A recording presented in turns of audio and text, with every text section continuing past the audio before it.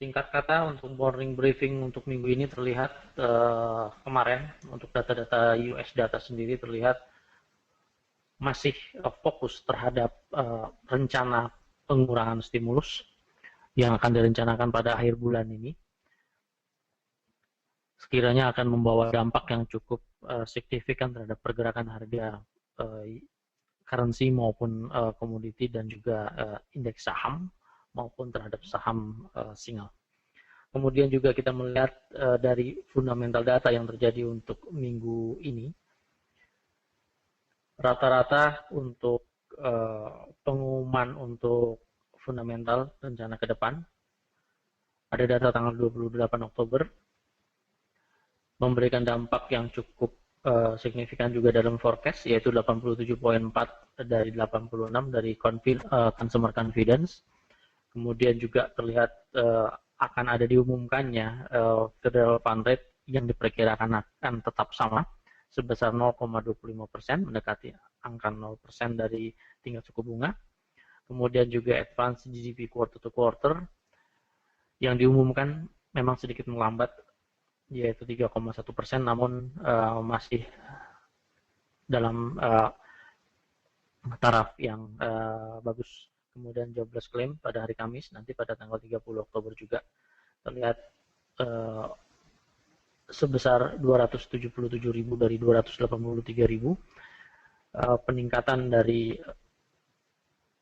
pengangguran yang berkurang, yaitu ke 277.000. Kemudian kemarin untuk minggu lalu, memang pengumuman terhadap home sales di bawah dari perkiraan, namun begitu masih tetap berada di atas dari bulan lalu sebesar 466.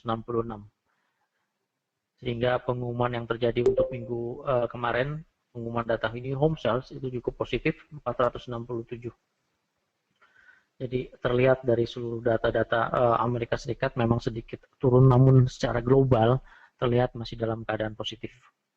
Kemudian market juga menantikan keputusan terhadap penghentian stimulus apabila secara hitung-hitungan akan habis pada bulan Oktober ini. Namun kita melihat kebijakan lanjutan seperti apa, tetap memantau dari beberapa berita terhadap Amerika Serikat. Kemudian juga minggu lalu, secara teknikal harga masih berada di tengah-tengah antara 1.274 dan di bawahnya saya buat band di sini berkisar di 1.2655 yang merupakan band antara 38,2% hingga ke 61,8%, yaitu angka keseimbangan dari Fibonacci yang saya tarik berdasarkan harga tertinggi dan terendah minggu lalu. Tertinggi di angka 1.28843, terendah di 1.25009. Kemudian juga ada beberapa isu sebetulnya yang terlihat yang saya catat, yaitu pelemahan euro masih merupakan tanda tanya apakah ini merupakan currency wars, dikarenakan beberapa keputusan yang diambil oleh Mario Draghi sendiri menghendaki agar euro akan terus turun, sehingga meningkatkan ekspektasi terhadap tingkat kekebalan dari seluruh negara euro. Jadi ini merupakan strategi untuk memenangkan percaturan ekonomi dunia. Kita bisa melihat nanti bagaimana respon terhadap pergerakan harga euro untuk minggu depan. Kemudian juga meskipun terjadi seperti itu, risiko stimulus lanjutan yang terjadi di euro sendiri memberikan dampak sebetulnya masih merupakan isu yang belum jelas apakah akan dilaksanakan sesuai dengan keinginan dari Mario Draghi sendiri yang siap untuk melaksanakan stimulus kapanpun saat dibutuhkan. Namun dari beberapa anggota dari ECB, petinggi-petinggi ECB sendiri masih berkeyakinan apabila stimulus dilanjutkan juga akan tidak membawa pengaruh yang cukup signifikan terhadap perbaikan dari fundamental keseluruhan dari negara-negara euro yang tergabung dalam Eurozone. Dan juga kita melihat juga dari data-data yang terlihat minggu lalu, ternyata 25 bank gagal mengalami stress test dari 130 bank, yang artinya memberikan dari sisi positifnya di bawah 25% dari total keseluruhan, memberikan indikasi bahwa bank yang terjadi di euro masih dalam keadaan sehat, dan juga 25 bank ini diwajibkan untuk melaporkan atau untuk memenuhi kebutuhan modal minimum dalam 2 minggu ke depan. Namun kita lihat sendiri dari beberapa bank tersebut, dari 25 bank telah memenuhi syarat untuk permodalan. Jadi nampaknya juga isu fundamental terhadap stres bank ini memberikan dampak yang cukup positif terhadap pergerakan euro pada pembukaan pada hari Senin ini.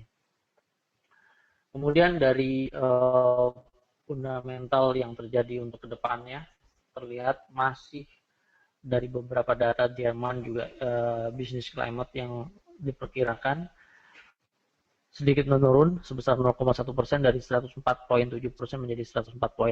Kemudian data-data penting pada tanggal 30 Oktober, CPI juga Jerman tidak mengalami pertumbuhan di atas angka positif yang diperkirakan ke angka minus 0,1%. Kemudian juga untuk keseluruhan CPI flash estimate year to year sendiri memberikan angka positif di 0,4% dari 0,3%. Terlihat juga perkiraan terhadap beberapa fundamental negara-negara euro yang terjadi di sini nampaknya belum cukup kuat sebetulnya untuk mendampingi penguatan terhadap fundamental data secara keseluruhan. Kemudian kita melihat dari pound sterling US dollar, ya, pound sterling US dollar minggu lalu kita memperkirakan terjadinya inverse head and shoulder yang terjadi, dan sekarang ternyata 1.60082 menjadikan support yang cukup kuat, sehingga angka penutupan pada minggu lalu di 1.60873 mendukung analisis kita bahwa terjadinya rebound pada harga terendah di pound sterling. Kemudian juga membentuk potensi untuk menyentuh necking line di kisaran 1.61690-an. Kemudian saat ini juga pound sterling terlihat masih cukup kuat untuk beranjak mendekati necking line tersebut. Kemudian dari growth rate sendiri terlihat 0,7% dilaporkan dari 0,9% memang terjadi penurunan untuk pertumbuhan quarter to quarter. Namun begitu masih cukup kuat dibandingkan dengan euro area sebesar 0,1%. Dari kedua data ini, pembanding antara growth rate pound sterling atau United Kingdom, negara-negara United Kingdom maupun ke euro area sendiri, memberikan indikasi bahwa pound sterling masih kuat dibandingkan dengan euro, sehingga kita dapat memanfaatkan strategi untuk posisi short di euro pound sterling di currency cross currency. Kemudian langsung terhadap terhadap technical data, kita melihat di currency dulu. Ya, di currency dulu kita melihat untuk pound sterling.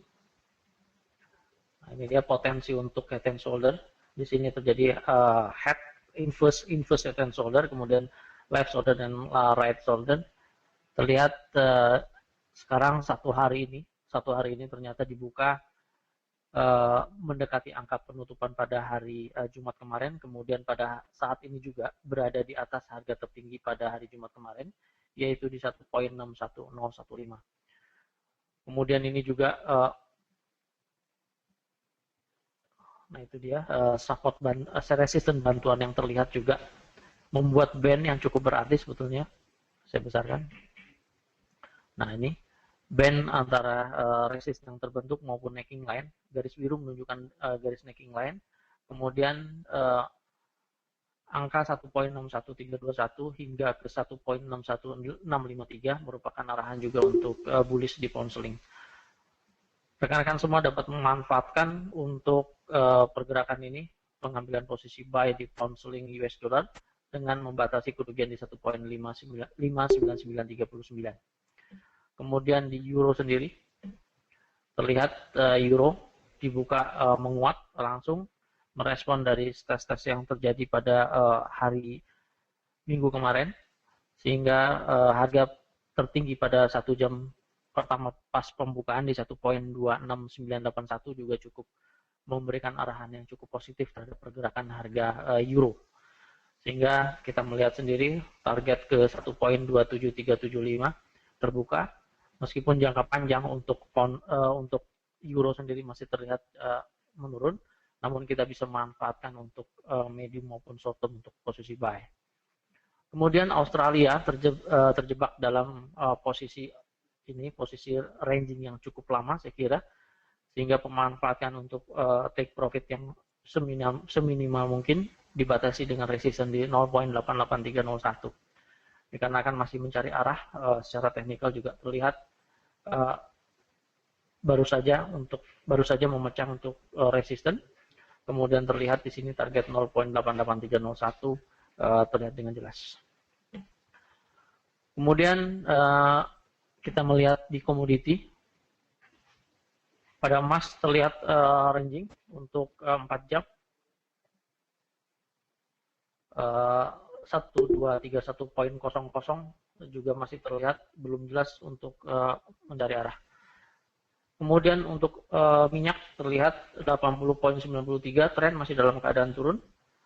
Target ke 79.88 juga terlihat untuk melanjutkan penurunan yang lebih lanjut.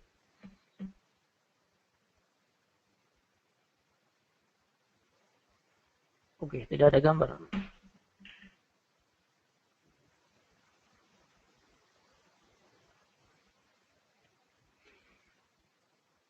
Oke, saya rasa morning briefing kali ini saya cukupkan sampai di sini.